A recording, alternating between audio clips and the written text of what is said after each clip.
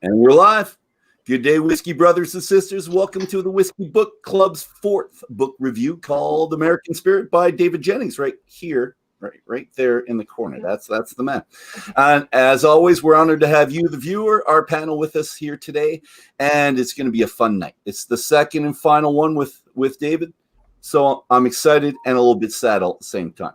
I'm Dolph. I'm the president of the Alberta Scotch Society, founder of the Whisky Book Club, and your host here tonight.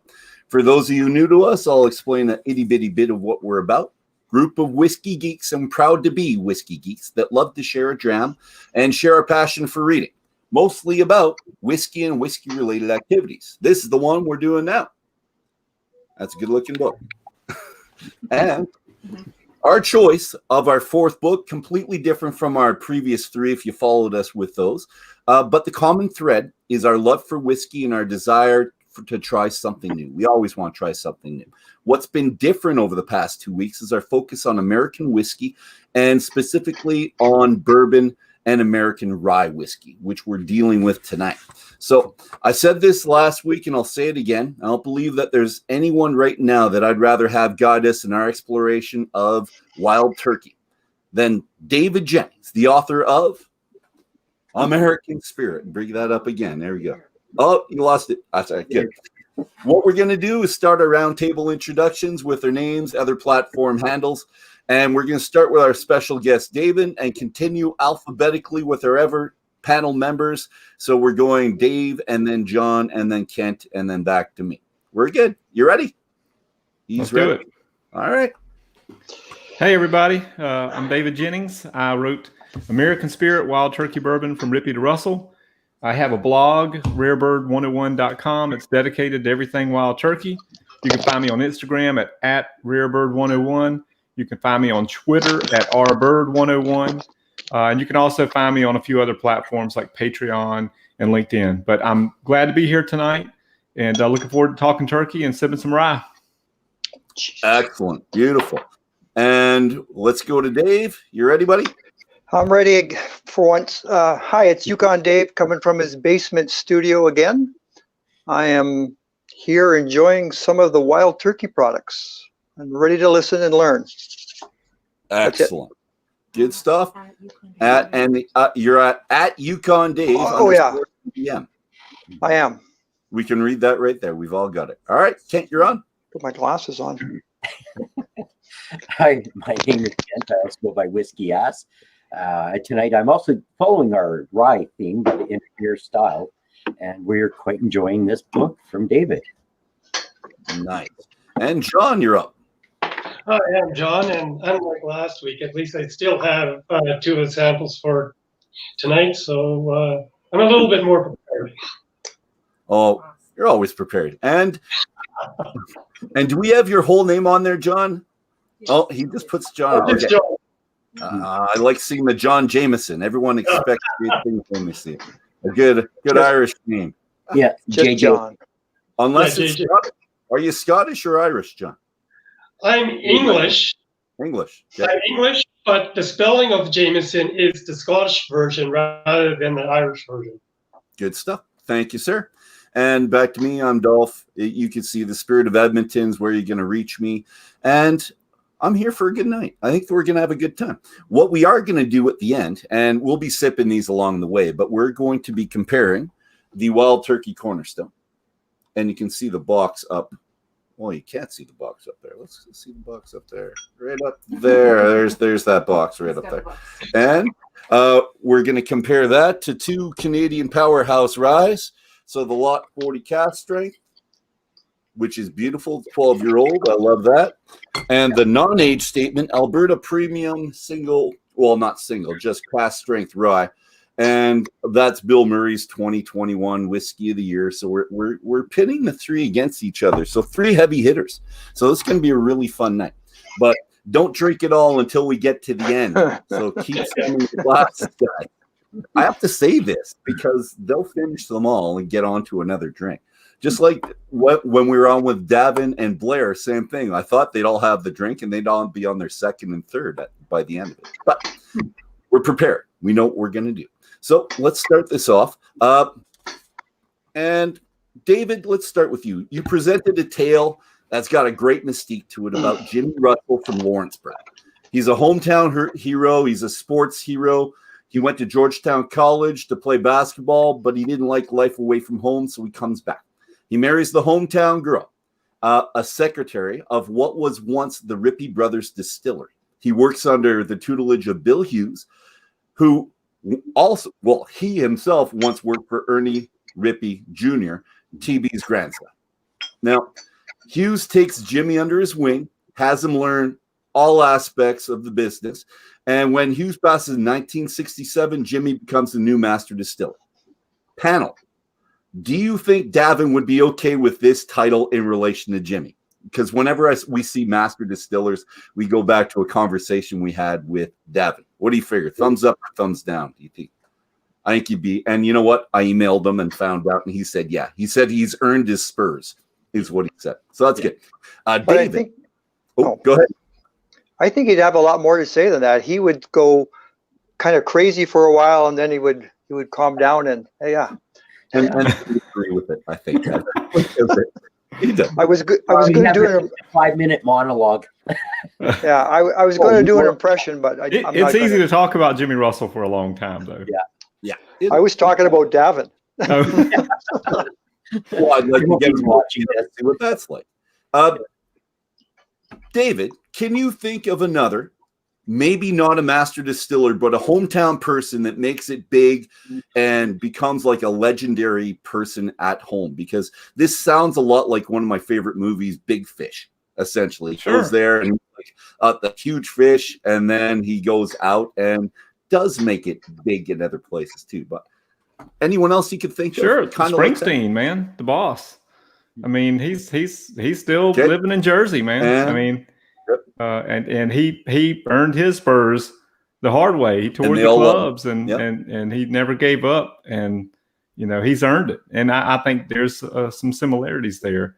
Both Jimmy and Bruce were raised in those working class families. I could see a lot of connections there.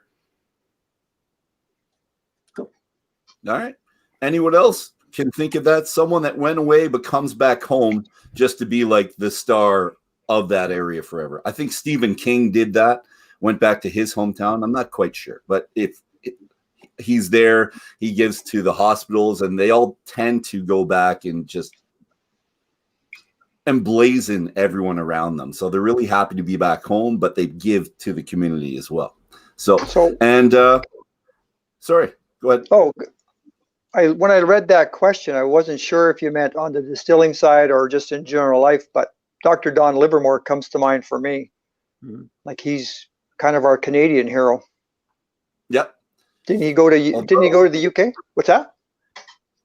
He did to do his master's, right? But that's his hometown too. So I agree with that, because he used to walk and he used to see the distillery, and he got a job at that distillery instead of going to university, and then while in university he did. So so he's kind of like that too. Anyone else? That's good. I was kind of thinking about a local hero. Way back in the 50s and 60s, William Horlock was the mayor of Edmonton. Okay. And then he got into a little bit of trouble when he tried to rezone the city so that he would pay less taxes, and then ended up getting convicted and had to pay $100,000 in retribution. Well, he learned his lesson, came back, and of course, being the city of Edmonton, we re-elected him as mayor in the 70s. And he went on to bring out Mayfair Park, which is now in his name, Horlock Park, the Riverside Golf Course, Fort Edmonton Park, the Edmonton portion of the Yellowhead Trail, the Planetarium, Borden Park, and Coronation Park. So he had to earn his way back. He was the big fish. That's good. Yeah. Good. All right. Jimmy, at his wife's request, goes to work at her distillery. And Jimmy's supervisor was legendary pre-Prohibition master distiller Bill Hughes. And I've got a quote. So I'm going to throw up this quote. Let's get that on there, if I could. Right there. All right. So again, Jimmy's supervisor was the legendary Bill Hughes, who was bound to customs of the past, many of which would be considered strange and offensive today. So you know what I'm talking about here, right? For example, women weren't allowed near the fermenters as he believed their hormones could affect the fermentation process, stuff like this. So, David, what do you think Russell's wife, Jaretta, who you speak of really, really fondly of in the book, thought of Hughes then?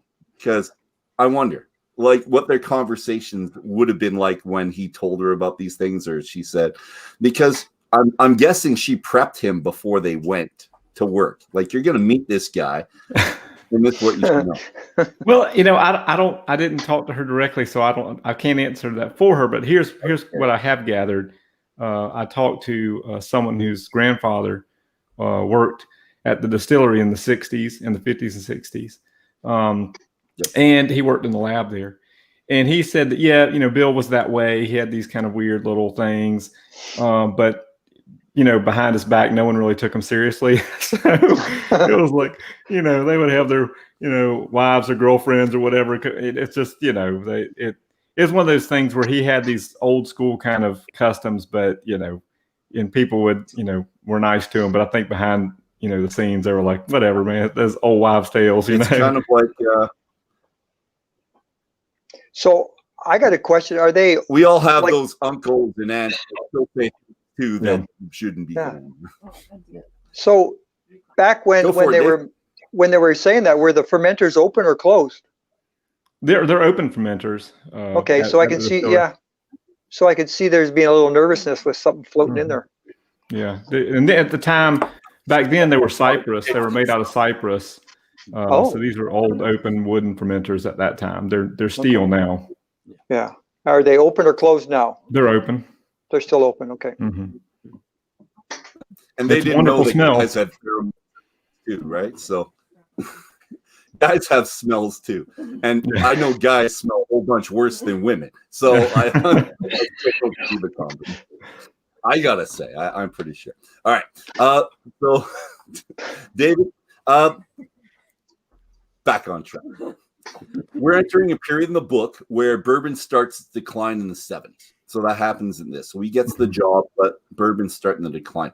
You mentioned that the ceramic decanters started appearing to help the industry's immediate answer to declining sales. So I got a couple of them, but I'm wondering if anyone else has these types of decanters. Oh, sorry. This one's glass. That one's not. So that one, it's kind of neat. I like it. Mm-hmm. And if you ever go to the States, my friends, Dave's, yours fantastic, man. I love it. Well, you said cool. Ceramic decanter, so I got you one. Where'd you find it? It's in my crawl space. It's from my dad's collection. There's a few hundred of them in there. Yeah. A few hundred? Well, most of them are like, there's very few wild turkey. There's a whole bunch of other ones there. Mixers and ski country and very common at the time. Mm-hmm. Yeah. So he was a bourbon guy though. I didn't know that, Dave. No, he just bought the decanters. That goes into what we're talking about here. Yeah. No. Because essentially, what happened is, with bourbon declining like that, and other spirits like vodka and light whiskeys and blended Scotch gaining in popularity in the United States, you had a lot of quality bourbon that wasn't selling. So what they tried to do was appeal to a group of people that maybe didn't even really drink. So you fill up a decanter, make a nice little piece of art and sell it for a premium because it's collectible, quote unquote. The problem is that they flooded the market with these things. And it wasn't just Wild Turkey. It was Beam and Michter's and whoever else. It was just tons of them out there. And so when they first got started, they were very popular and they were collectible. And I even read some old articles, from a long time ago, like, back in the 70s and even early 80s, where these things were, but these things were selling, there were collectors that were actively trading these things and they were worth, some of them could be worth a couple $100. And then it just went real quick. It was kind of like the Beanie Baby thing. It was just like there was this real hot market for a short period of time. But a lot of people weren't drinking them. And you can still find a lot of sealed decanters out there. I mean, it's unbelievable how many sealed decanters are still out there. Yeah. Wow. Yep. Because a lot of people just bought them for gifts. I wouldn't have even thought. Okay. Yeah. Nice. So you tell people you want that for Christmas. Anyone actually come up and given you one? Have you gotten one yet? I've tasted whiskey from decanters, and I have been given empty decanters. I don't particularly drink decanter whiskey. There are some health risks to that. And I feel like, yeah. Well, there's lead. I mean, the glazes that they used inside the ceramic decanters is a lead glaze. All right. So you have to be careful. I mean, you could drink a little bit, probably okay. Just don't do it very often. But I just feel like, with the way I review things, I need to make sure they're consistent. So if I review like a 1976 bottle of Wild Turkey, I can kind of depend on it being, okay. But like with a decanter, you could have 3 decanters of the exact same series in the exact same year. You could pour all 3 of them. One could be a complete drain pour. One of them could just be kind of okay. And the other one could be fantastic. It all just depends on how they were stored and where they were stored. And so there's too many factors, too much inconsistency to review one. No, that makes sense. And you know what? If it's something that was on display in some shining, beautiful room with lots of sun in your 110-degree weather, I can see how it might not be all that good. Right. Although exactly. I will try one even with the lead. If I have the chance, I'll be sipping it just a bit, to say I did it, because And I you'll don't be know. fine, but I just don't do a lot. Don't make a habit of it. No. The alcohol will kill the lead anyway. Oh, good. We say that with everything, right? The alcohol's going to kill everything. We're fine. Well, especially if we hit the 65% stuff. That's hand sanitizer there. It's right up there, which needs to be 72, I think. But anyways, we're close. So that's good. I'm glad. And Dave, you surprised me. That's fantastic. Could I see that one last time before I go on? It's in great shape. Yeah, looks nice. And David, the one you showed from your book, you own that one as well? No, the ones in the book were taken by a photographer in Kentucky, Victor Sizemore. All right. Those came out of some other folks' collections. Look at that. Okay. But I do have a few here myself. Now, yeah, I have that one, but that's not mine, but I have that one, yeah. That decanter on the table of contents, that's a brand new decanter. Whoops. Yeah, Dolph, your internet is failing you a little bit tonight. Yeah. So that's a new decanter. Mm-hmm. Okay. That was released 2 years ago, I believe. Okay. Nice. And if I find it, I'll enjoy it. It's all good. They sell it empty. They sell that one empty. You just have to fill it up. Well, here. Yeah, there you go. Fill it up with that. That'll work. I'm all red now for some reason. My internet's off, covering. I'm like jaundice, guys. I'm sorry. Here, we'll turn on a light, turn off a light. We'll figure it out. It's moody now. Yeah. There we go. There, that's better. I was working pretty sick there for a second. It's like, no, I gotta go. I'm sorry. All right, no, we're good. So, yeah, I thought they were really cool. So, and when I went to the States, I picked up a few. It's because I thought they were really cool, but I knew that there was a lot out there because you go to any kind of, I don't know, old collectible store, and there's always tons of them all over the place. So I know they're collectible, but they're not worth anything really. Right, the ones that I have, I just like the colors of them. So the other thing I want to put here's a new one. Oh, and my wife's favorite, she just wanted me to show it, is the bell, the Liberty Bell, which you see a lot too. There's quite a few of these hanging out there. So new quote. It's also in this environment of declining interest in sales that Jimmy Russell, be it through pure inspiration or blunt necessity, possibly both, and I'm quoting him now, created the first bourbon liqueur. And it was the very first. No one ever did it before. Okay, that's right. Simply called Wild Turkey Liqueur to start. The 80 proof expression was essentially Kentucky straight bourbon whiskey sweetened with pure honey. And they have that now. If you look at the book, and people have to buy the book to actually see the pictures and get it. I'm not going to show that picture, so they can do it. Kent, I'm pretty sure you would have liked this a lot. I'm sure I would like it. He likes all that sweet stuff. But David, did this really help Wild Turkey survive at this point, or was that a kind of a fad as well type thing?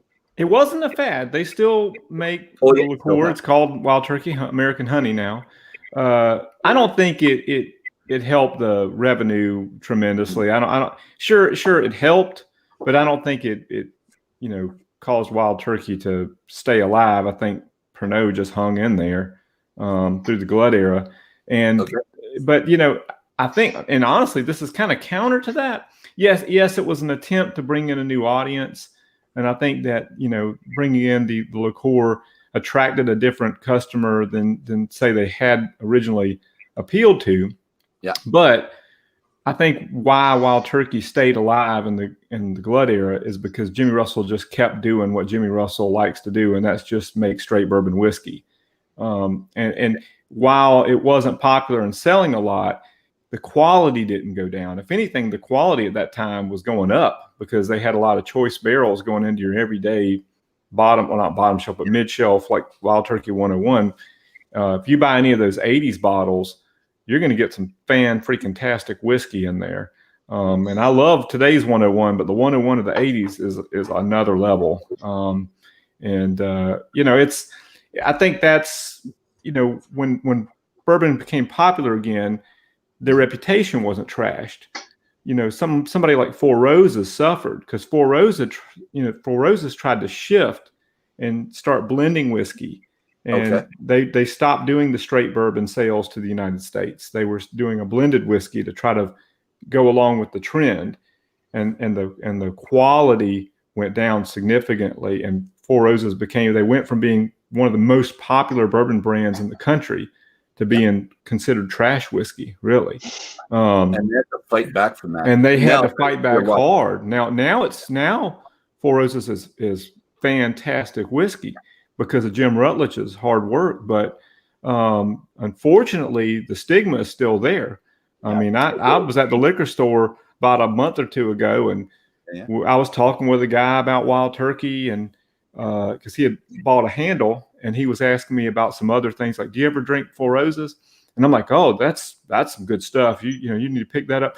And he's like, oh, no, that's awful. And I tried to explain to him the shift and what Jim Rutledge did. And he just, he was like, well, you're going to have a hard time convincing my generation, son. I was like, okay. All right. I'll give up. I'm done. Just stick with it. Almost better to do a name change and start all over at that point. Yeah, some people would have, but Jim Fault and Al, the late Al Young, really helped get the brand the dignity it deserved back. Good, nice. And it was hard to find here in Canada for a bit as well. Four Roses, it was away for a couple of years, I think, before we finally got it back just last year. Mm-hmm. So. I'd love to try some, but our Four Roses, it's not, it's the bottom shelf Four Roses. The yellow label. Yeah. It's fine. It's just like a mixer. It's not really something you're going to want to sip on every day. No. And I've got enough mixers, things that I haven't liked of all these things back here. I don't need to buy mixers anymore. Yes. Things always end up as mixers, right? When you buy a whole bunch of bottles, eventually there's something you're not going to like. That becomes the mixer. So, and Kent, he gives me the bottles, the last one, and he's like, I don't like this. It's too spicy. Dolphin. I do the same thing. Yeah. So it's good to have friends that know your tastes a little bit, isn't it? Dave, I want to ask about, this just came up, David, in my mind. Sorry, things are like that. I'm like a dog right now. Japan, were they sending bourbon to Japan in the 70s, or was that an 80s thing? I don't believe Wild Turkey was sending it to Japan in the 70s. I could be wrong about that. That trend didn't really get moving till the 80s, as far as I know. Okay. And it really got going in the 90s. So you had exports in the 80s, But in the 90s, the exports became critical because that was where a lot of your premium stuff was selling at a premium. So, but it did start in the 80s, to my knowledge. I don't know of any Japanese exports in the 70s, or they could possibly have been exporting their standard products like 101 8-year, but there were no exclusive, exports to Japan until the 90s. They got 12-year in the 80s, but then we had 12-year in the States in the 80s as well. I'm trying to figure out really how they survived, because with the glut and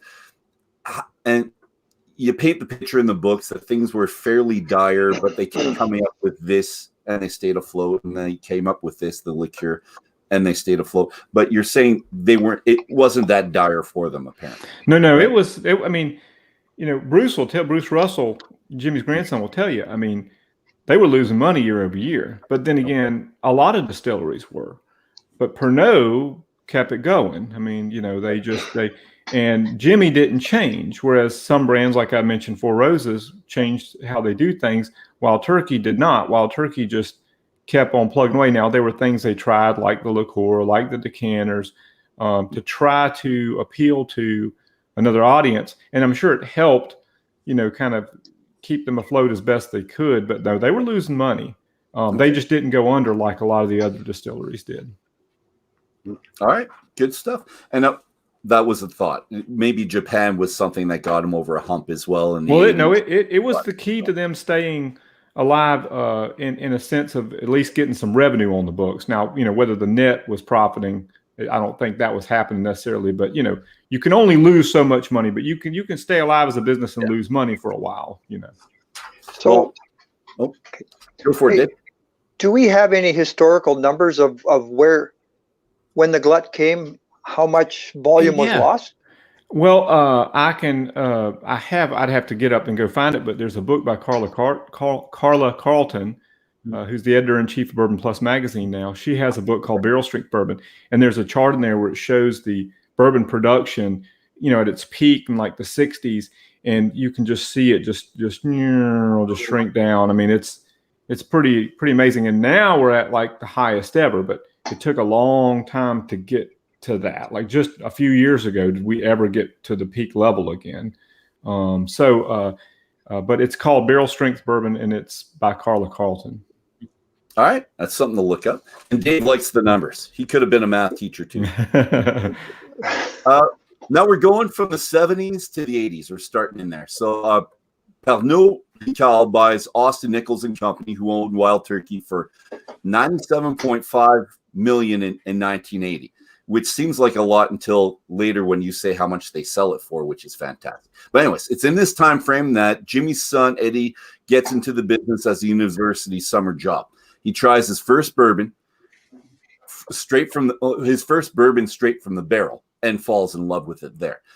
There's a section in here that spoke to me. And here, I've got a quote for that one too. Let's get that one up here. More quotes. Jimmy, right there. All right. So Jimmy Russell may have been unnecessarily tough on Eddie, but there was an important twofold strategy in play. Jimmy was actually setting us up for greater success. He made him work his way up as he did to get to know the bigger distillery picture. So this is a question for the whole panel. Did anyone have this experience where your parent really pushed you really hard to excel at something, but you really didn't want or care about it very much? But they were right in the end. I want to hear some type of story about that, because I had these same talks with my father, and I never thought he was right. I thought he was like, but eventually things came up, but I'm wondering if anyone's got a specific story out there of that. Well, for me, go ahead. Go, David.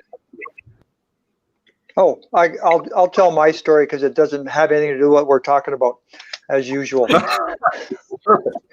So my parents never pushed me at all, and I ended up coaching volleyball, and I was helping with the girls team, but I ran the boys team at the junior high school by my house, and my daughter wouldn't play volleyball because she knew I would work her to death. So, but I think it would have been good for her. So I told her.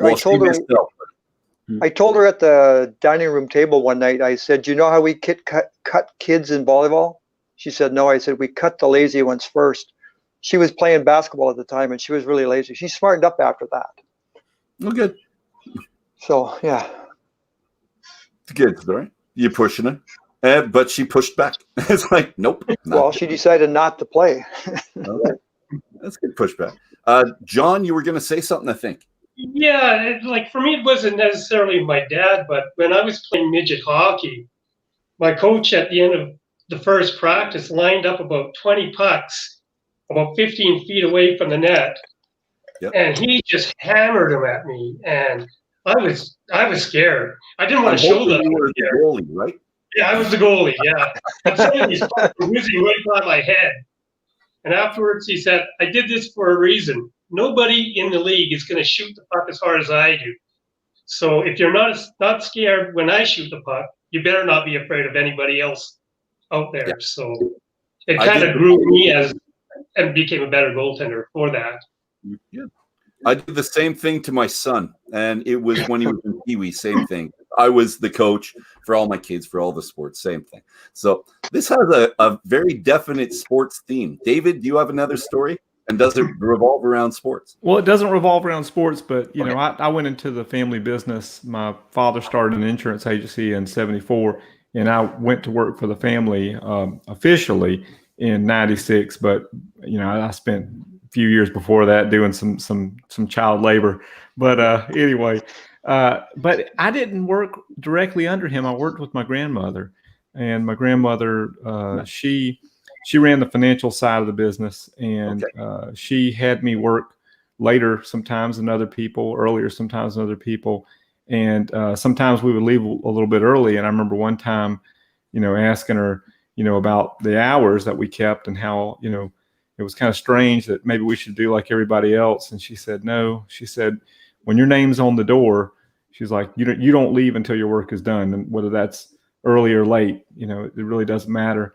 And she had very old school ways of doing things. And I'm so glad I got to learn under her.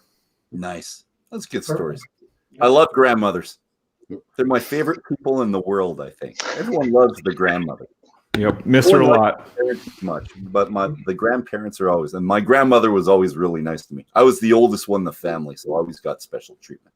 Ken, do you have a story, man? You know what? Basically, growing up, I wanted a new car, and my father said, "My dad never wrote a loan for me, and I'm never going to do a loan for you either." So, even to this day, I tend to pay cash for everything and buy it outright because my first car loan was 14%. And I hated to see how much of my payment went to interest back in the 80s. 14%. Wow. Woo. Did you pay it with a credit card? Yeah. Well, you know, that's the late 80s, right? Yeah. Everything crashed. The people were walking away from their house. Would give it the keys for $1. Just take over the loan. Oh, yeah. Hard times, guys. Yeah. Well, we're going to talk about something a little bit better, but still a 1980s kind of movie reference. So we're talking about the Road Warriors. So, David, I don't know about you all, but I really liked your reference in the 80s and 90s about the Road Warriors story, where the big name distillers got together, went on the road. They were all friends. I love this, and hit the road to promote the brands. So I think this is a cool story. Do you think, actually, could you tell that story just a little bit, bit more, just the names? Okay, so whenever in the 80s, whenever bourbon was trying to make a comeback, this would be more kind of late 80s into the 90s, they decided that the best thing to do would be just to hit the road and talk to people. And you got to understand that bourbon right now is pretty hot. I mean, it's popular, you know. Thanks to a lot of television shows like Mad Men and Justified and these things. And then, you know, you've got Facebook, but it was not this way in the 80s and 90s. So there were societies like yours, small clubs, and that was about as big as it got, you know, as far as, you know, they didn't have these giant conventions and stuff that are simply bourbon based. You know, they may have had whiskey, you know, conventions that bourbon played a small little niche in there. But so Jimmy and Booker No from Jim Beam. You had Parker Beam from Heaven Hill, and Elmer T. Lee from Stag or Ancient Age or Buffalo Trace, whatever you want to call it. Yeah. Go out and hit the road, talk to these people. They could be at conventions, it could be at small club gathering kind of things, it could be at stores. That's the first time I met Jimmy was at a liquor store. He was sitting there in a chair signing bottles. Yeah. And these guys just went out and just hit the circuit, and they loved each other's company. These guys would go fishing together. I mean, they were genuine friends. And I think that people picked up on that. So, it's not like a salesman. You can hire someone to go out and sell your product for you. Yeah. And you can teach them everything they need to know about the product and how they should approach people about the product. But you didn't need to say any of that stuff to Jimmy and Booker and Elmer and these guys. They this was just in their blood, And so when they were talking to people, they were talking like we're talking to each other. And people pick up on that, and there's this genuine quality that makes people want to try your product. Like, I really like this guy, and then they also joke around a lot. Like, Jimmy was a big jokester, and Booker, the big thing with Booker was that he would just speak his mind. And I'm sure that Suntory sometimes was like, what,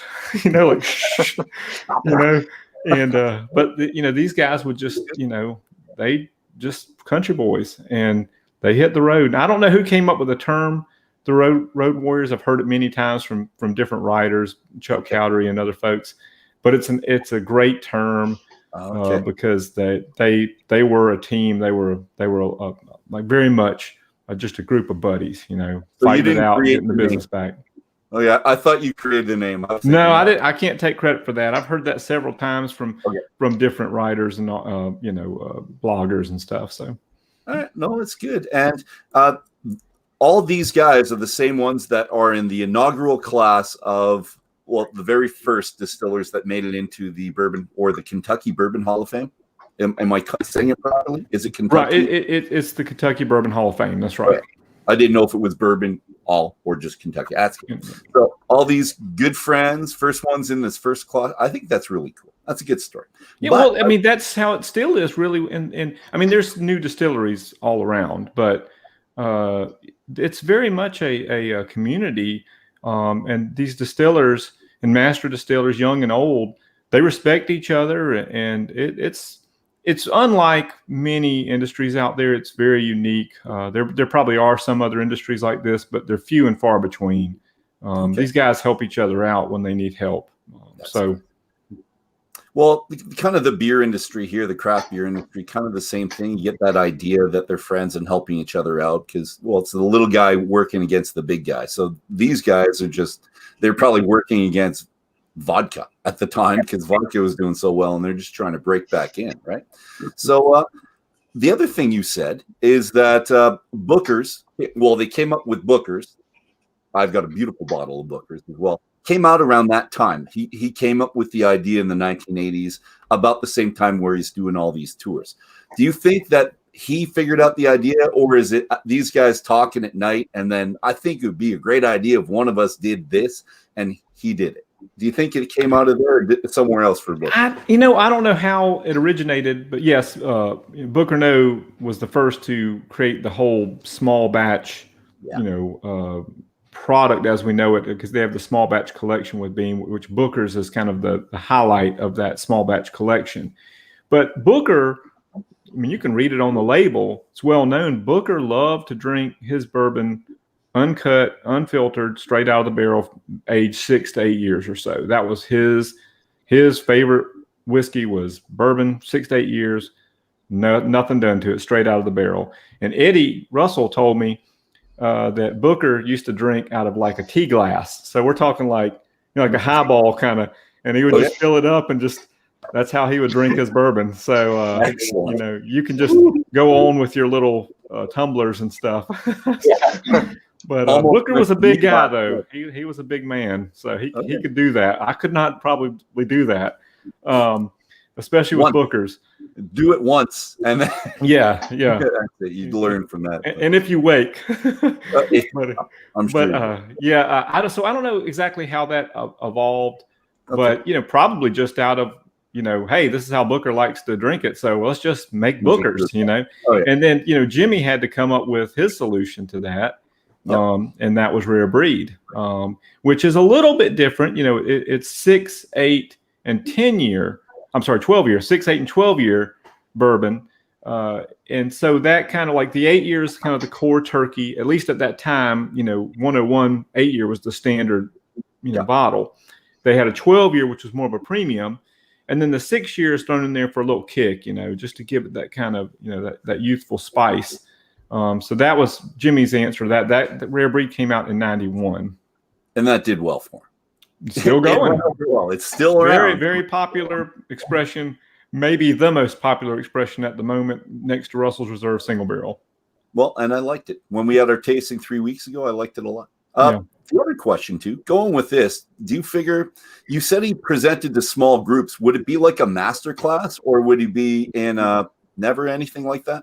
I know they did the Whiskey Fest and these types of things. So I'm sure they did have some more formal things that they, where they spoke in front of a crowd. Matter of fact, there's an article in one of the Bourbon Plus issues where Chuck Cowdery talks about, it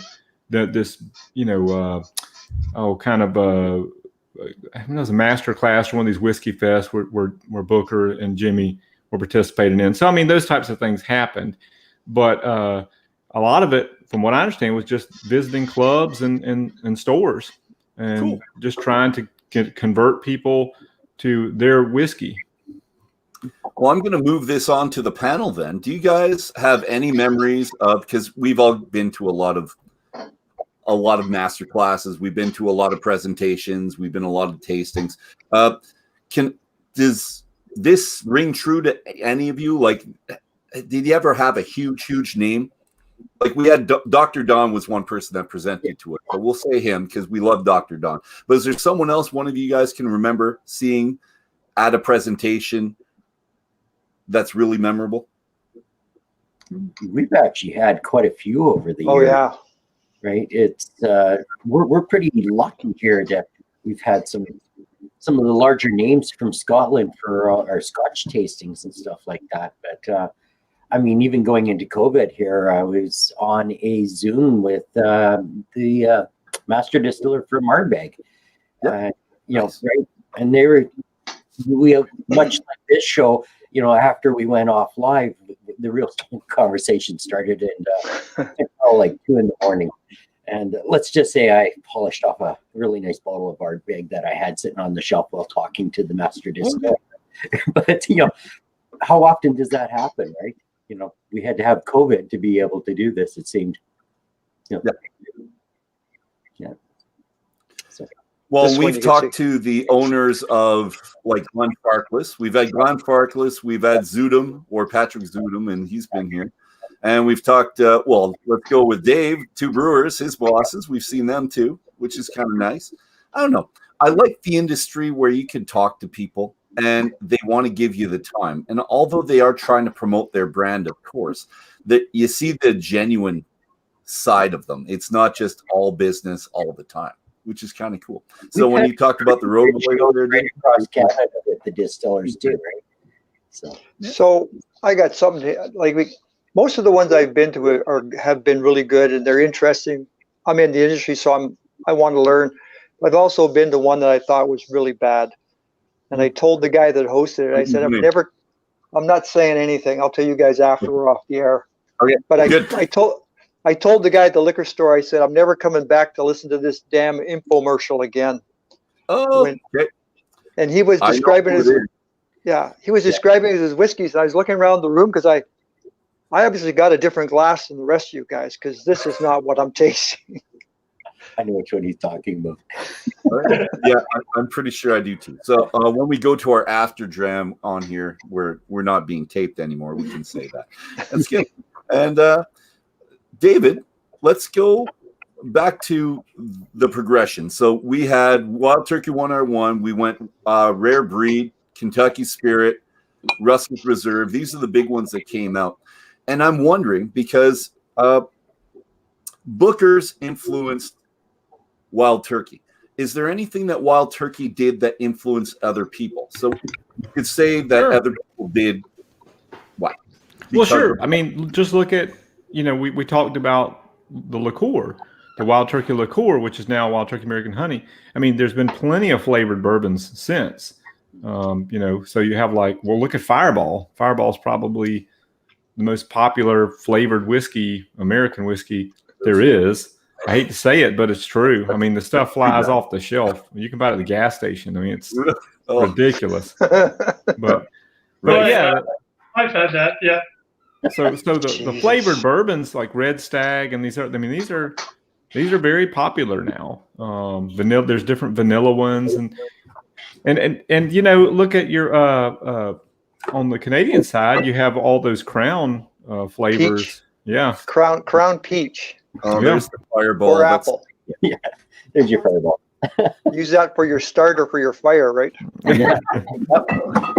I would not have any of that, but it's good for a 19, 20-year-old, but I think we've passed that point. Well, but there's other things as well. So you have one example is Eagle Rare. So Eagle Rare was originally like a Seagram's expression, and it was 101 proof. Of course, you've got an eagle, which is a bird. So the whole thing was kind of their kind of take on Wild Turkey 101. Of course, Eagle Rare now is a Sazerac, Buffalo Trace product. It's 90 proof and 10 years and a whole different thing. But originally, Eagle Rare was a knockoff of Wild Turkey 101. So they all play off each other. And Wild Turkey has its small batches, just like Jim Beam has its small batches. Everybody kind of rides these waves. So there's imitation all around. And a good example is Kentucky Spirit was a massive knockoff of Blanton's in Jimmy's own way. But they all kind of individual. Yep. I just like the idea, and I keep going back to the Road Warrior where they know each other, they're friends, but they've got to be competitive as well because I think they a sense of pride would entice you to be better around good people, right? I think they were all loyal to their products, but I think they all loved each other's the integrity of each other's products. There's a story that Eddie tells of a fishing trip where he and Booker and Elmer are on a boat, and so Eddie's this young guy on the boat. Jimmy was not with them because Jimmy doesn't swim, so Jimmy didn't get on the boat.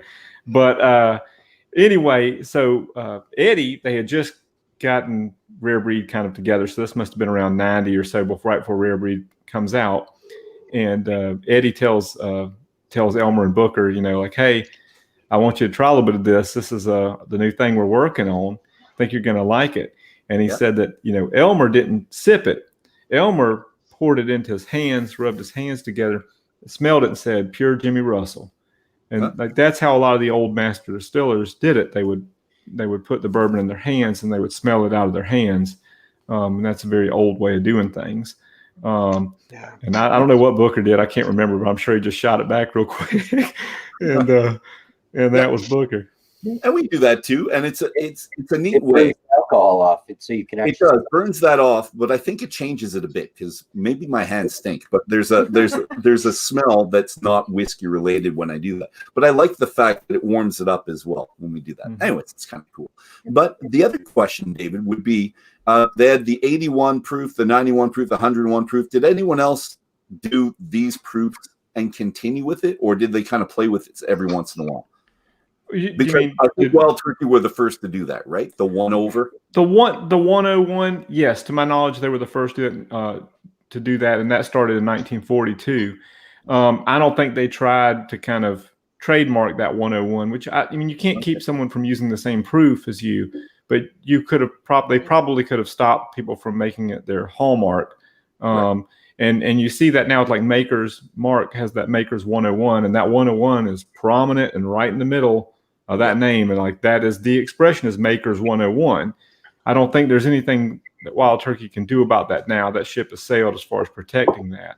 But I think there's there's this little thing where it's kind of like we're just a little bit better than everybody else. You know, there's some cockiness in that, and that started a long time ago when Mr. McCarthy did all that. So, okay, all right, good.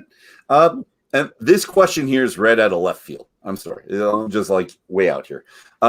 You mentioned that rye starts to become more important to wild turkey in the 80s, right? Mm-hmm. They were already making it before, but is it the 80s or the 90s? No. Well, they sourced it all the way up until they purchased the distillery in Lawrenceburg. When Austin Nichols purchased the old Rippy distillery, essentially, then Jimmy decided, you know, Jimmy doesn't like other people's whiskey. I'm just going to be honest. He only wants to use his whiskey. Okay, so Austin Nichols had a bunch of stocks of bourbon from the old Boone distillery.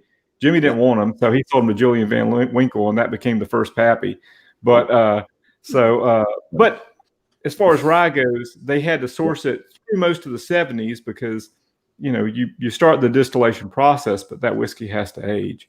So you didn't see wild turkey rye until the 80s, as far as, you know, distilled in Kentucky. But that was just Jimmy wanting to make it Jimmy's whiskey, and Jimmy just barely made it rye whiskey, so it's 52% rye, which is just like 3 points away from being bourbon. But it's what they call barely legal rye, and that's because Jimmy doesn't like rye whiskey. He doesn't like it. So he made the most bourbony rye you could imagine. Started distilling it over several days each season, and he said that, and that got me thinking, what is a season in relation to bourbon? Is it 4 different seasons, 2 different seasons? There's two distilling seasons in bourbon.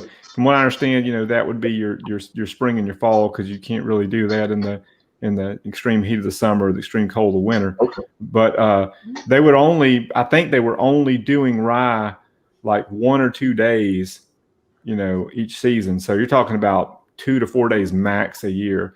And now they're doing that for several days. I think, you know, about a week or so each season, I think, which sounds like a small amount, but it's, you know, 2 or 3 times more than what they were doing. So of course that affects, you know, your stocks. So yeah, I'm not a distilling expert, so you would have to maybe go out to an expert to get exactly, if you want the exact ranges of those seasons and how it's classified. But that's my understanding. Well, with Scotch, you hear about seasons, but I was going to ask the panel: does anyone know what the seasons? Because the seasons for Scotch, I didn't think were the same as spring and summer. And then I asked Davin, because whenever I have a question that's a little bit geeky about Canadian whiskey, I always send an email to Davin Nikoljimu, and he got back to me and said, there's no seasons in Canadian whiskey. They'll close down for 1 or 2 weeks to clean, but they won't have an actual season. And so that answered my question for that one. We all have that same, you know, your temperatures are more moderate. That's what I mean. You have a lot of cold, but it really swings in Kentucky.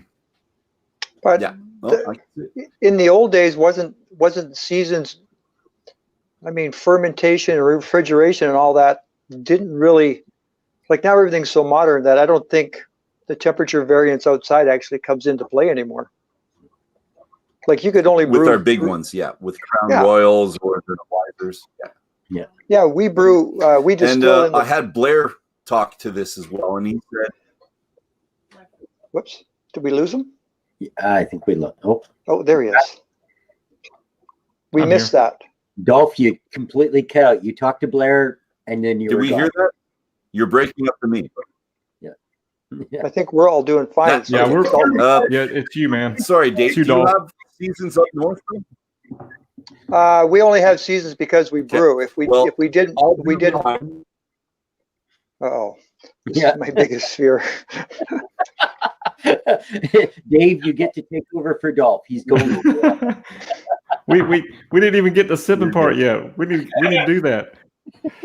Quick. No, we need to do that. We're going to have the sipping part. It's going to happen. But I talked to Blair, and Blair said that the whiskey seasons there have to do with the distillery marketing season more than anything else. That whiskey is mid-September to mid-March, and gin and vodka is mid-March to mid-September. He said those are the 2 big seasons when they think of distilling in Toronto anyway. So, but the stills we have today can run every day of the week. They don't They don't care if it's cold or hot outside. It just makes it work. All right. Yeah, I'm going to say probably so the seasons have more effect just on warehousing than it does on the actual production side of things these days. I know that it gets super hot. I mean, like in the summertime in Kentucky, it gets very, very hot. And so, you know, combine that with being in those rooms with the still and the fermenters. And I mean, my guess is it's probably not a very comfortable place to be, and it could affect the end product, and probably has. I mean, you know, there's a lot of tradition involved in bourbon.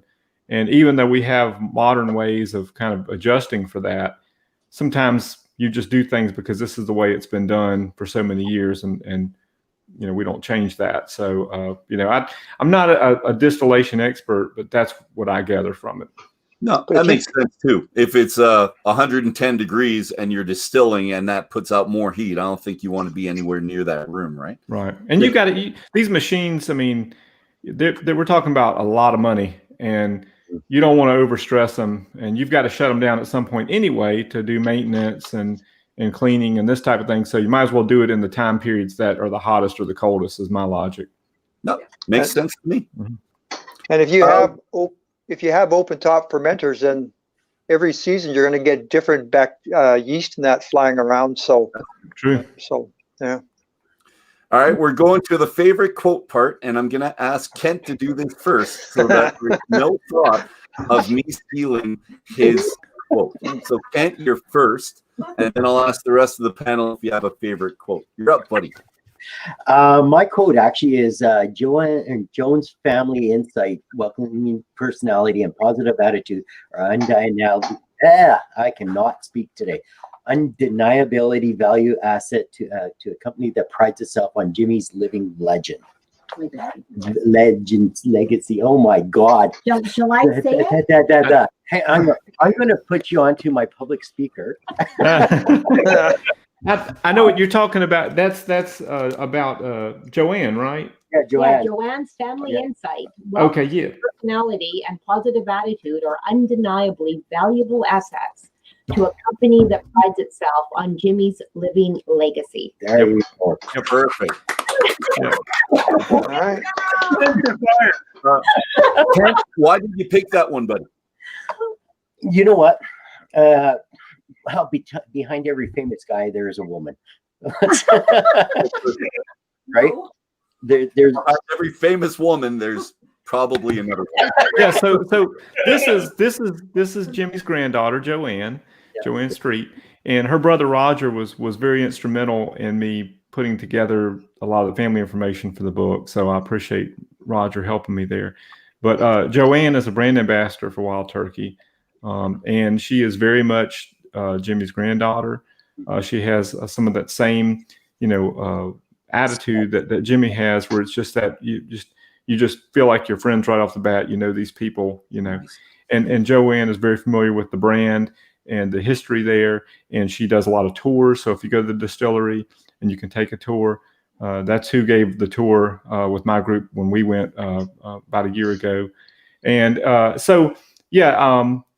think that it's really neat in Wild Turkey that you have 4 family members working for the company. You have Jimmy and Eddie and Bruce and Joanne, and you get out of those 4, you get 3 generations of perspective. Yeah. So you have, Jimmy and all that he knows from before, and Eddie that all he has seen under his father, and you have Bruce under his father, and Joanne under her grandfather and uncle. It just gives you a really nice family feel to the brand, even though it's not a family-owned company. It feels like a family-owned company, and there's something really unique about that that I think sets Wild Turkey apart from some of the other distilleries. Nice. And I agree. And that was a good quote, and it's not anywhere near mine. Dave, did you have somebody? Choice. Yeah, I got one that I couldn't find last week, so I saved it for this week, so I didn't have to do my homework. Excellent. The quote was, "Eddie Russell is everything and nothing like Jimmy Russell." And then they go on to say, Jimmy would like to just make 101 all the time, where Eddie likes to do some special things. So what I took away from that is you always learn from the master, and then you put your own little twist on it. Yeah. That is exactly what it is, because Eddie will tell you right now, if Jimmy had his way, they'd only be making 101. That's it. So that's Jimmy's baby. That's all Jimmy really wants to do. A lot of the products that came along were the out of necessity or through boardroom meetings or whatever. But Eddie, I think that I have limited insight to exactly how this went down, but from what I understand, Eddie had been itching to do a lot of experimenting for a long time, and whether it was Jimmy that was saying no, or it was Pernod that was saying no, or both of them saying no, it just never happened until Campari came along. When Campari came along, they loosened up those reins and allowed Eddie to try new things, like he did with the Master's Keep line, which we're going to try a Master's Keep expression here in a second. And there had never been a limited edition rye whiskey until this cornerstone that Eddie created. One good example. And that was because of his son as well. They kind of pushed him to do it, right? Yep. Right. Bruce is a rye enthusiast. He loves rye whiskey. He loves bourbon, but he loves rye whiskey.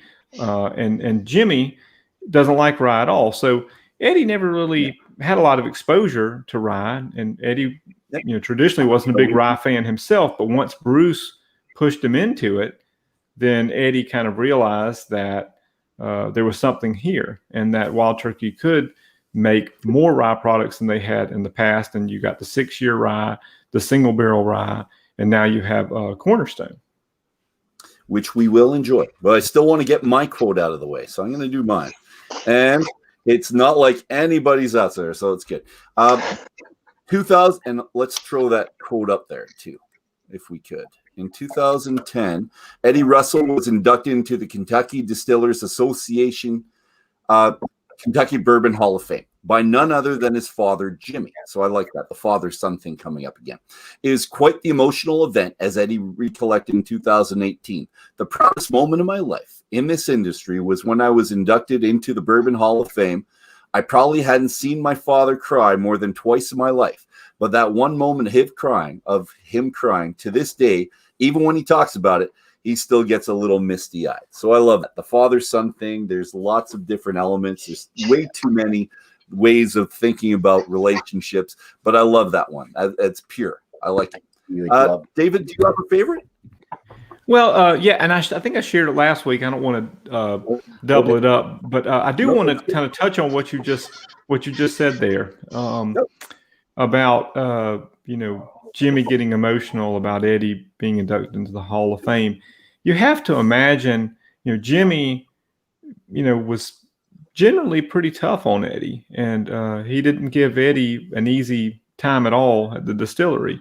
I mentioned in a quote that you had read earlier about the twofold strategy, and we mentioned the first part was that, Eddie was going to get training much like Jimmy did, in the sense that he was going to have him working from the bottom up and doing every different job that he could find at the distillery so that Eddie would be familiar with it.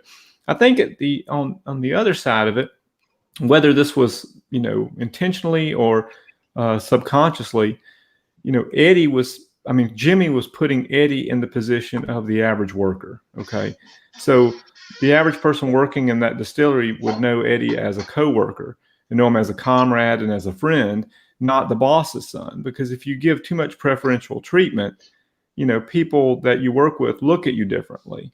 And I think that when you have, someone like a relative working for you, and you make them an equal to everybody else they're working with, then you feel more like a team. Okay. So whether Jimmy did that strategically or if that was just how it ended up, I'm not 100% sure. But Eddie and Jimmy's still tough on Eddie. They have a very interesting relationship. But it has got to be a great source of pride for Jimmy to know that as hard as he's worked for Wild Turkey, and Jimmy still works for Wild Turkey, as hard as he's worked for Wild Turkey and built this brand and kept the brand going in the hardest of times, to know that there is someone there fighting for it just like he fought for it. Making whether he agrees with it or not, Jimmy's taste is not Eddie's taste and vice versa. But it's got to be a sense of pride for Jimmy to know that what Eddie is making, the whiskey that Eddie is making, is damn good whiskey. And I'm sure that Jimmy, behind closed doors would say that. Yeah, it's a very interesting relationship there. And I think that if there's anything that anyone takes out of this book, I hope that it's that heart there of the Russell family. All right. Well said. That's fantastic. And Eddie's time to shine. He makes Master's Keep. Might not have wanted to make it, but he made it. And let's do this now. Let's do the comparison if we could, gentlemen. Get the Wild Turkey, Lot 40 Alberta Premium, and yeah, there's Keller. So that's the Master's Keep, the cornerstone. That's what we got here. It's the number one. I put that first because of the alcohol content is the lowest of the three, and it's at 50. I can't remember. 54.5. Thank you. 109 proof. Yeah. There we go. So, and then our Lot 40 cast strength is 55%, and the Alberta Premium being 65% or 65.1. So, anyways, gentlemen, I've been sipping this all night, so I think I'm probably going to go through a little bit of water, and just for the Lot 40 and Alberta Premium, just to try and get them a little bit on equal footing. So I'm not tasting the heat. I'm going for the flavor. So a little bit in there, a little bit of water in there. It's been a while since I've sipped Cornerstone. A couple months now, maybe. I don't know. I'd have to go back and look. I usually post to Instagram various pours, and I'll have to see when the last time I posted Cornerstone. But it's been a while. Yeah. And I forgot how complex the finish is on it. I love the finish on Cornerstone.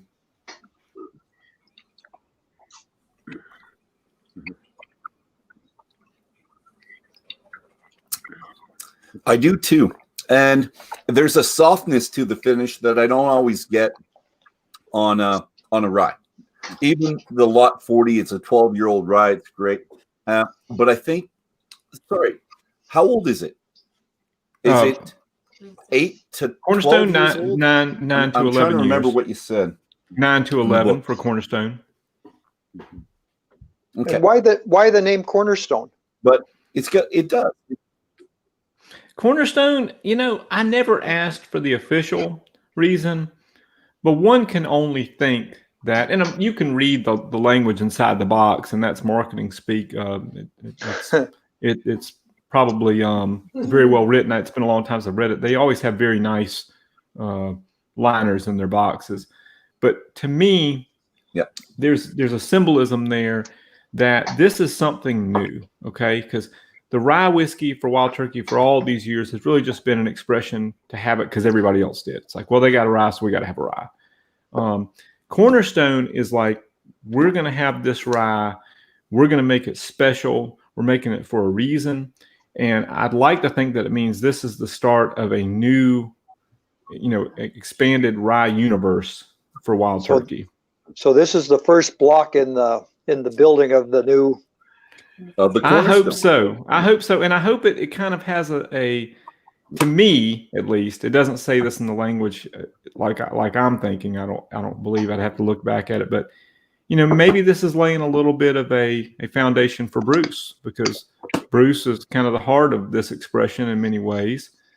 And I'd like to think that maybe it's saying that this is something to kind of set the stage for the next generation. All right. Gentlemen, what do we think of it? The rest of the panel. Tasting notes. Anything you want to add, guys?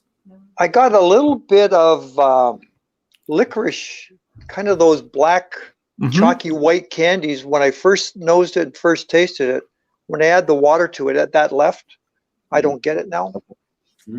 Yeah, I get licorice, sometimes some sassafras and clove. Oh, there it is again, yeah. And I also get and this is interesting. I don't know if everyone gets this one with Cornerstone, but I get some medicinal cherry, like a cough syrupy kind of thing. Yeah, that's what my wife said. She agrees. Medicinal cherry sounds so much better than cough syrup. Yeah. Well, we all related to something, and we've all had enough cough syrup. Yeah, I mean, there's a medicinal cherry type of note there to me on the palate.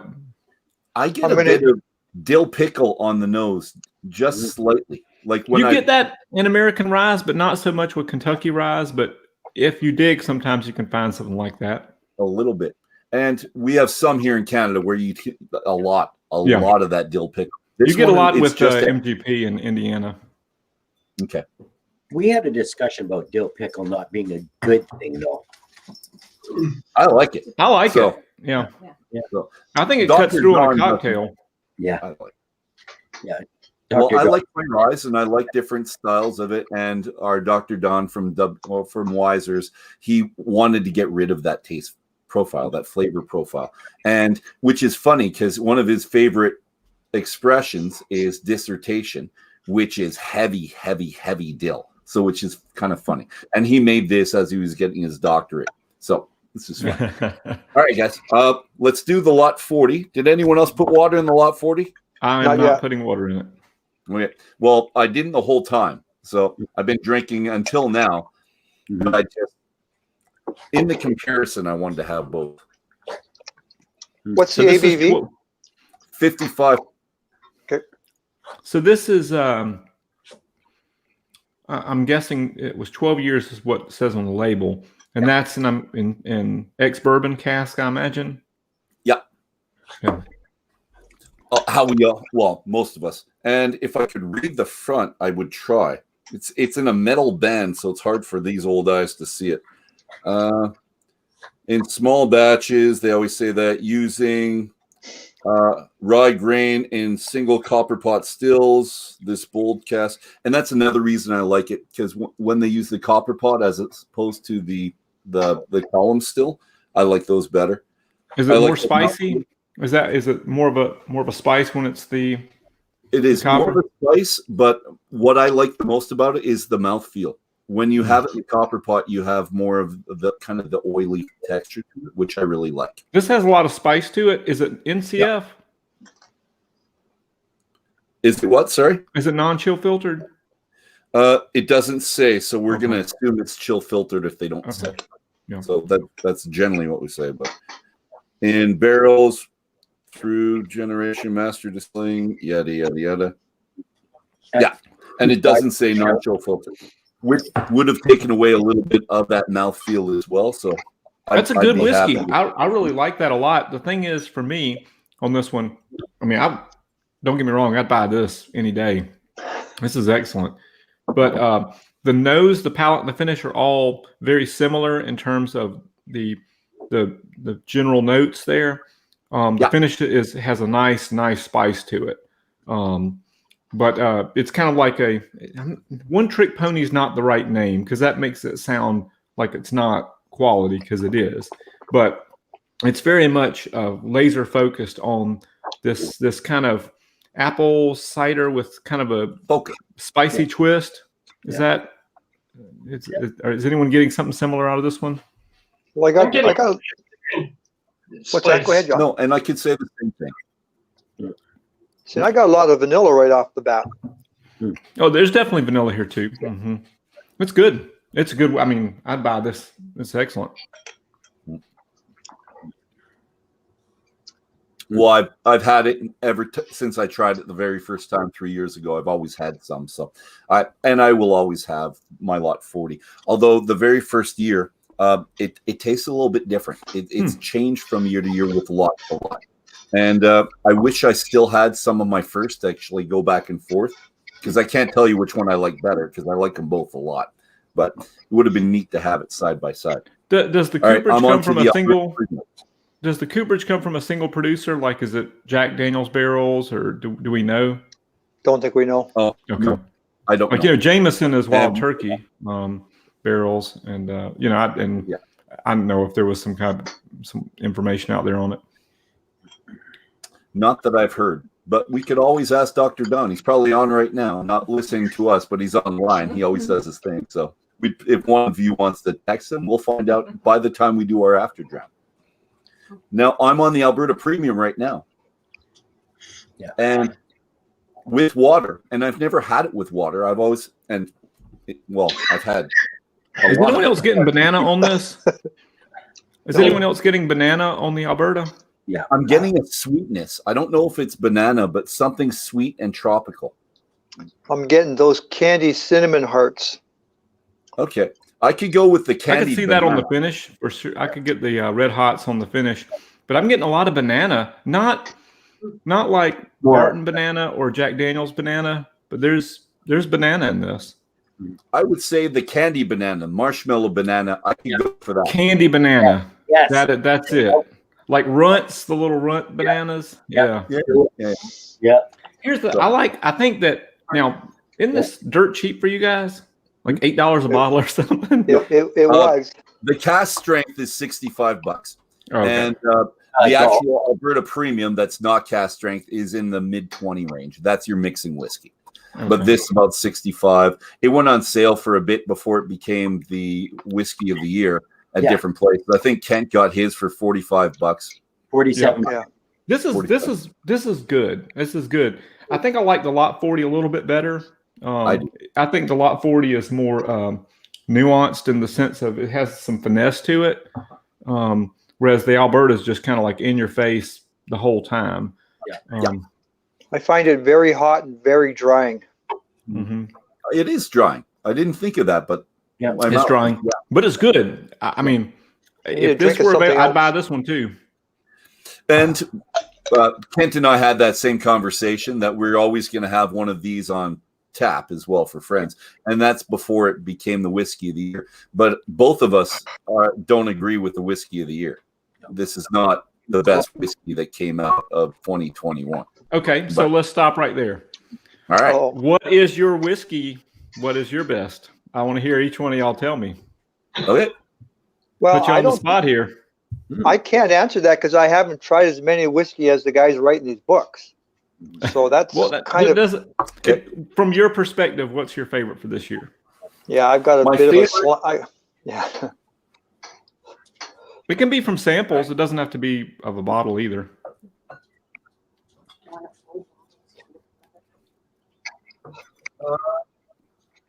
I'm almost there. Give me a bit. Okay. Well, I'll tell you what mine is while we're waiting. Mine is the Master's Keep Bottled and Bond, which is a 17-year bourbon bottled at 100 proof because it's, bottled and bond, all aged at Camp Nelson, which is an off-site aging facility for wild turkey. It at one time was Canada Dry Bourbon's aging facility because Canada Dry actually had a bourbon, believe it or not. But it's just a fabulous expression. I've got it up there. You probably can't see it. It's behind my head. It's the blue box in the middle. But just phenomenal. Just blew me away this year. So my top. What's the specs on that? I can't read it. Well, basically there's 7. Yeah, I was gonna say, the writing's really, really small. I don't think I can. What's the ages? Well, there's 7 different casks in there, so it kind of is all over the place. There's not really an age statement on it. Mm-hmm. And previous to that one was this one. So, wow. Now this one, the Canadian top one. Yeah. So, been a 21-year-old finished in an Oloroso cask. That sounds really good. It is very, very good. So this was our previous favorite until the JP Weisers came out. And then as a runner-up for 3rd place, it's a Pike Creek 15-year-old in a wine cask. Sounds good. So, and amazingly enough, it's all driven by the same person. Yeah, I looked for some of. I'd like to try like a cask strength Weisers, but all we have here is the the 80 proof. I think the 15 and the 18, and then like the deluxe or something like that was. Well, the deluxe is pretty much it's your standard mixer. Right. Yeah, and I need to venture off. I was very close to buying the 16-year Crown Royal Noble Collection 2 days ago. I almost did. I kind of regret it and wish I had because I've heard nothing but good things about it. But I can always go back and get it. Yeah. And for me, this is one. I didn't open this, but I had the sample before, so I don't have to. But Smoke Point I like because I like my peat. but this is a Canadian peat, and they're trying to do really neat stuff. And the other one is my rye bottle, which I can't find, from Eau Claire, Plowman's Rye, which I like a lot, and I can't find it. It's somewhere in this schmozzle of stuff back here. But I had a couple friends over last weekend, and I said, on this side here, which is all my open stuff, there it is. Good. You can pick whatever you want. So they were pulling stuff all over the place. So I don't know where. It's not organized anymore. So that's one. This is my favorite cheap one. So something like around the $50 to $80 mark. That was my favorite $50 to $80 whiskey that came out this year. So that was good. But it's hard to pick because we buy a lot, right? Or we buy too much is what my wife would say. But and I agree with her. I truly do. But there's some that just stand out. And the Russell's Reserve that I had as well, that's my favorite bourbon. And it was the individual cask that we had last week. Okay, so the single barrel. The single barrel right is my favorite bourbon that I've had this year. Yeah. So that the good news with the Russell's Reserve single barrel, I think what folks discover in it is that it's not barrel proof, but it's very close. You also get that non-chill filtration. So the combination of the 110 and the NCF really make for a very nice single barrel experience. All right. Actually, the best one is not even bottled yet. It's from Two Brewers, and it's from Cask 69. That's going to be the one that we're buying. So the Alberta Scotch Society, we're buying a barrel from Two Brewers. And cool. that's going to be you're not actually even buying a barrel or February. Portion. January. You're getting about 100. You're getting about 102 bottles out of the barrel. So half a barrel. Okay. Well, we might get more. We see how many we could actually sell to people. So I'm going to say that's my favorite one. Yeah. Maybe. You know what? We've got to wrap things up because we're at the hour 21 point. But I want to give David a little bit of time about the book. So we've talked about the history component of the book for the past 2 weeks. David, can you tell our viewers now and in the future what's the other part of the book? What's the other half or even 2/3 of the book? So I have a huge section on the expressions of wild turkey. So it goes through all the modern expressions, the bourbons, the ryes, the limited editions. I also touch on some, vintage expressions that, are pretty popular among wild turkey fans, like the Cheesy Gold Full 12-year and the Donut, several different of these vintage expressions. And then I have an appendices where I have a breakdown of, the specs of wild turkey from distillation, all the way to like the mash bills. I have a timeline, and then I have an article. If you're new to wild turkey, but you're a whiskey fan, it kind of eases you into the brand by comparing it to other products like Maker's Mark or Jim Beam or Four Roses or whoever. So there's an article about that. But if anything, it's a reference for the expressions. And I think that folks would find that useful, especially if they're new to wild turkey, to have something that they can flip through. If they see like a picture on Instagram and they're like, what bottle is that? Well, they can, pick up the book and flip through. Okay, now I see what this is, what the proof is, what the tasting notes are, that type of thing. Yep. And there's quite a few tasting notes. And with our tasting, it was really good to have it too, because we did the wild turkey and we did the Russell's Reserve and we had, the Cornerstone. So I stole all your notes for our tasting. It worked really well. So I did have to do as much research, and I didn't have to spend the nights before trying to nail down the flavor profile. I just stole yours. And, but I didn't say anything. I let you talk about it most of the time with the flavors. So it's got to come from the horse's mouth. So to speak. And I think it's important to mention that, when you read this section of the expressions, note that it says, author's impression. And your impression of an expression could be completely different than mine. So maybe one that's one of my favorites, like I can think of one right off the top of my head that's very polarizing for bourbon drinkers, is Revival. Master's Keep Revival is one of my favorite wild turkey expressions of all time. It was 12 to 15 year Oloroso finished bourbon. But, to me, it was 5 out of 5, like, just phenomenal. But there's a lot of people that they just don't like cask finished bourbons. They're like diehard bourbon drinkers and they don't want to taste sherry. So, just because my notes say, the expression is one way or the other doesn't mean that you will feel the same way. You may pick it up and be like, I think this is great. So just wanted to make a note about that it's my impression. We're like that as well. Now, you came to a tasting where you were the host. So if anyone didn't like it, they wouldn't have really said it there.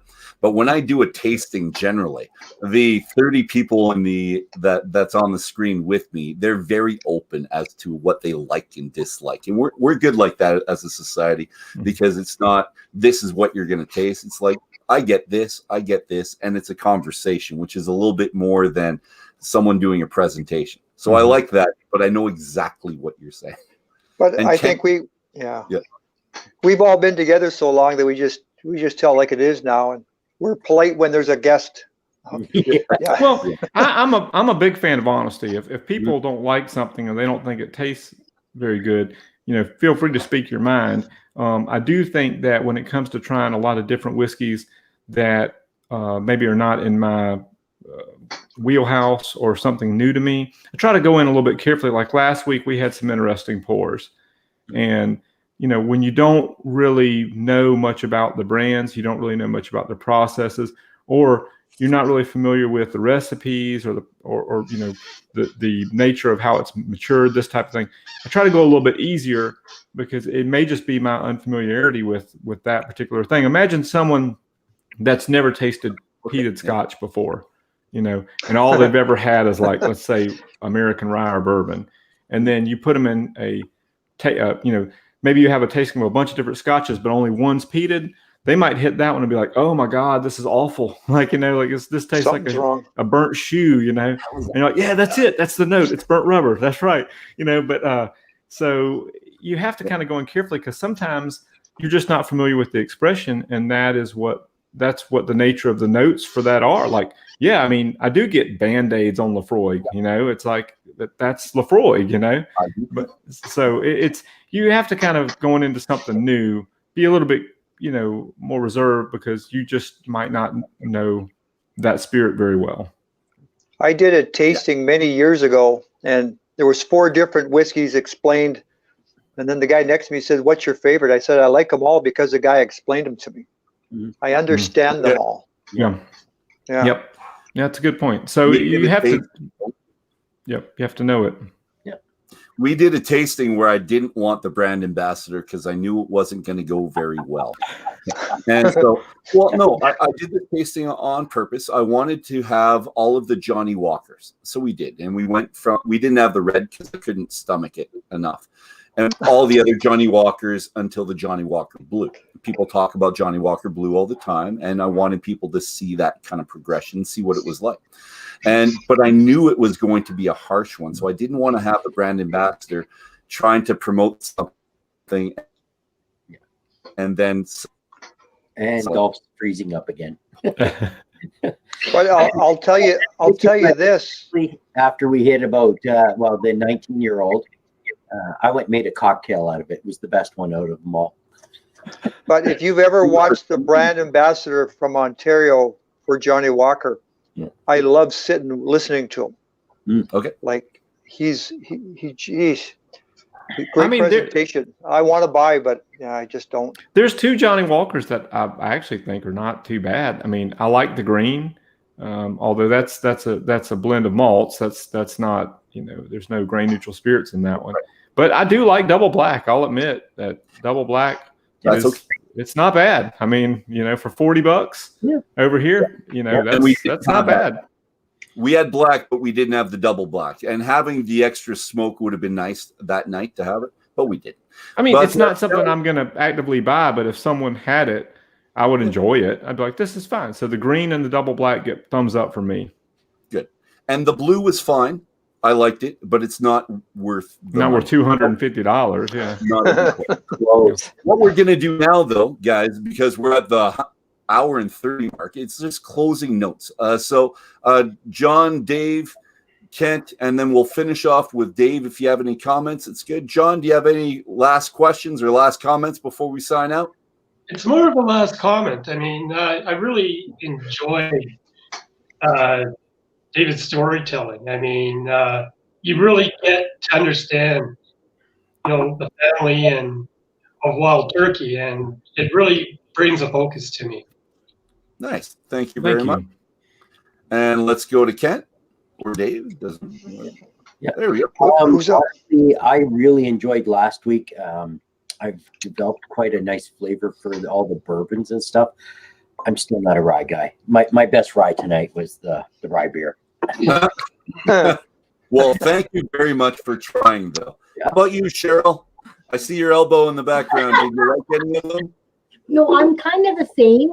Like out of tonight, the Cornerstone definitely stood out. Okay. I'm kind of like Kent, where I'm not really a rye drinker. That's not sort of my palate. But really, they've all been very palatable. It's not been offensive by any means. And they're great straight up. Like, I wouldn't be mixing these. So it's been a great experience in that regard. Thank you very much. I agree. And Dave, you're up. All right. Again, I got another education tonight and last week.